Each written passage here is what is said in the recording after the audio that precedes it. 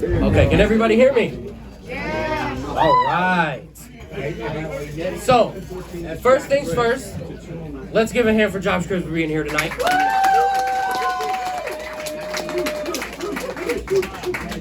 So before I get started, I want to share a little story about why we're all here tonight, the history of the Secret Santa. So pre-COVID, Jenny and people here at the bar would actually shop with Browns players. And then COVID hit, unfortunately, and there were no players involved. So then, the year after that, Jenny took a bunch of the kids to Walmart, and the doors opened, and this guy right here was standing there. Signed autographs, took care of all the kids, and then everybody leaves, and Jenny finds out the next day that someone, Secret Santa, took care of $75,000 worth of layaway. So Jenny... So of course, Jenny reached out and was like, hey, wait a minute. Josh was there. He was there for a while. They didn't leave with anything. Put two and two together and found out that Josh was the Secret Santa. And from that point forward, the Josh Cribbs Foundation and Pastor Vernon from the Word Church have been here every year forward, helping out with the kids of Cleveland and giving back to the city. So I wanted to share that story for you and let you know why we're here tonight.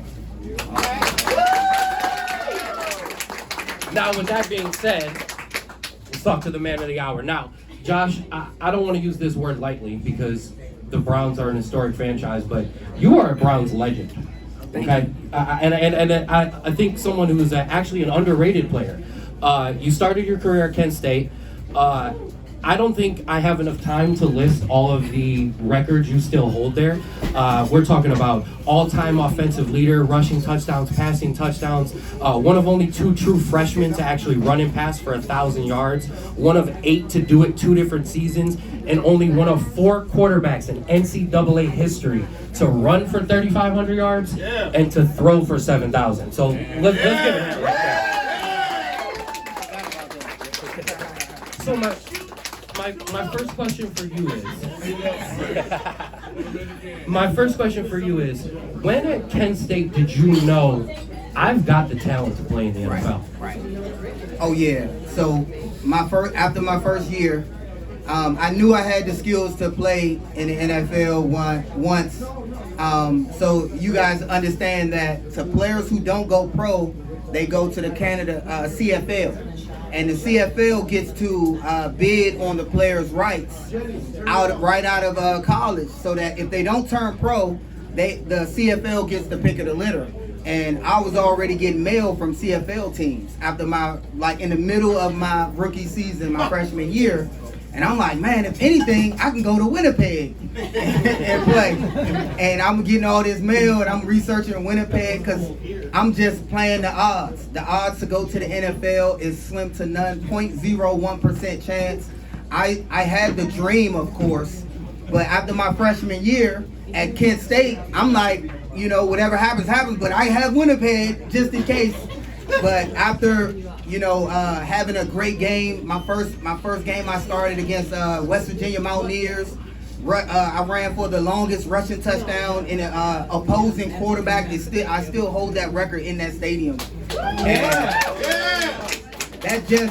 That just right there allowed me to understand I can do it. We opened up the season my freshman year against Iowa, and I was the 4th quarterback on the roster as a freshman. I got in the 4th quarter and had more rushing and passing yards than all the quarterbacks and running backs combined. And in the 4th quarter, and we scored a touchdown, and it was like I got in for like 6 minutes. We scored a touchdown. The final score was 50-7. And I knew it then. Absolutely. So you were an undrafted free agent, and you made your way to the Browns. And I don't think it's without question that you made an instant impact. How fulfilling was it that the first time in the first season that you stepped out as an NFL player, you weren't just a part of the roster, but you were a playmaker, and you were someone who was determined to be there? Right. The greatest thing for me was, being accepted by this fan base. Scoring my first touchdown, it felt like a movie. If you ever seen a sports movie and you hear the crowd cheer, just for me scoring my first touchdown, and kind of not knowing what to do and how to react. I kind of just wanted to take it all in. You have, standing in the end zone and hearing from like all the fans, and I just turned around in a 360 view and was just taking it all in. And all my guys caught up to me and was like, "Jump in the dog pound." And I was like, "Okay, what's that?" and I look in I look in the end zone, and all the fans in the end zone was like, "Over here!" And I'm like, I ran to the end zone, and back then we had a warning track, and it went from grass to concrete. And I remember I was running, and then as soon as the grass left, it was concrete, and I slipped on the concrete, and I jumped and hit the wall. And I didn't make it. And I was like, forget this. This is my first touchdown. I'm going to do it again. So I just jumped again, and the fans brought me up in the stands. And I remember they was just like, "Oh, my God, you awesome." And all I heard, and it was that feeling that I wanted to have over and over and over again. So I became the best. Pro Bowl. Speaking of those records, you hold about every kickoff record that the Browns have. Right. They're all attributed to you. What is it like knowing that a historic franchise that has been around since the AFL days has this kind of fan base? What is it like knowing that when those records go up, that's your name right next to them? I just, even with me being nominated, I got nominated again this year for the Pro Football Hall of Fame 4 times.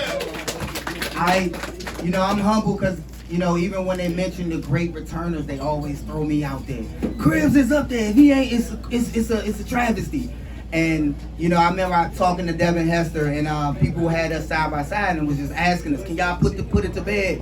Who's the best?" So Hester was like, "Cribbs is a better kick returner. He has more kick return touchdowns than me. I'm a better punt returner. I have more punt return touchdowns than him." And I was like, "Okay, I can live with that." And it's basically stats. Regardless of how we feel about what a player did, for the time that it was, the record was this, and I broke that. So if it was more than that, I hope it should have been, because I would have broke that too. Records are made to be broken. And I remember I broke it in the Kansas City game, and with 1 touchdown, and then I broke my own record in the same game. And that was just amazing. I felt like as a special teams unit, we were on a different level. And it also made me kind of sad because a lot of times I was having so much success, but our team wasn't. A lot of the games I scored in, we lost. I scored more against the Steelers than any team. And so while we're going, we would crush special teams on any team we played. We would beat them in field position. I would run it all the way back to the 20. Phil Dawson be kicking a field goal from the 30. We lost yards on offense. I remember the quarterback at one time, you could just pick one. I remember they was looking at me like, "Chris, we need you. We need you in there." And I was like, "Man, you the quarterback, man. I'm the returner." And I was just wow, we were not that good as an offense, so bad that they were counting on me to help put us in a scoring position. Yep. And I was just thinking, if we had the team to go along with our fan base, how would that look? Yep. So I know how hurt our fan base is now to finally have tasted what a good team looks like, going to the playoffs, twice in the last 5 years, and then not being able to consistently meet that threshold. Yeah, no, I agree, and I know everyone here would agree with the team that they have now. Having a player like you back there, return. No question. No question. That's a game changer. You scored Not more just against that, but the Pittsburgh. Wildcat. Right. He Now- scored more against Pittsburgh than a man would at a woman's prison with a fistful of pardons. I like that. I might use that. I hope you do. Now you brought up Devin Hester. You actually took one of my questions from me. Now that Devin Hester is actually getting that Hall of Fame play, getting those votes, do you think that actually helps your case to finally get in there where you belong into the Hall of Fame? Yeah, it does. For him to mention me as well. He mentioned, I'm not sure if you guys watched the Pro Football Hall of Fame induction. He was giving his speech, and he said, although I'm a lot of returners deserve to make it to the Pro Football Hall of Fame, like Josh Cribbs, Brian Mitchell, he's from Washington, D.C. He just mentioned that he's the first. Yeah. And man, my Instagram was blowing up when he said that, and everybody was like messaging me. And Browns fans was like, you don't know who Josh Cribbs is? And was just, I never have to fight a battle online. It's like Browns fans get them. They like, if you don't know who Cribbs is, and football fans will also do that. They kind of teach the new generation because, I mean, I haven't suited up in a Browns uniform since 2012. So that's a significant time period. That was over a decade ago, and still people remember, you know, the touchdowns and how it felt when I scored a touchdown. Absolutely. Give it up.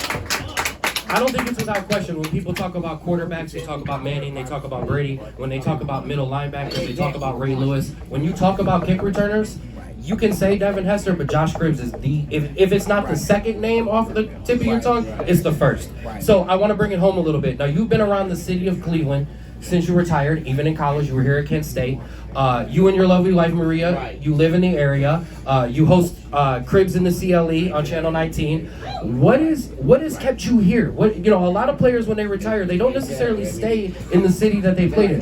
What has kept you grounded here in the city of Cleveland? Okay, so this is kind of a cliche, but like, y'all ever know y'all know that everybody's, you know the bar Cheers from back in the day? Well, that's like the city for me. You know, being in this city is like being in the show Cheers. You know, everybody knows your name. And I love to meet new fans every single day, and they come up and tell me the story of where they was and when I scored a touchdown. Or they told me, like, I decided not to go to the bathroom, and I was so happy I didn't go to the bathroom because you returned it.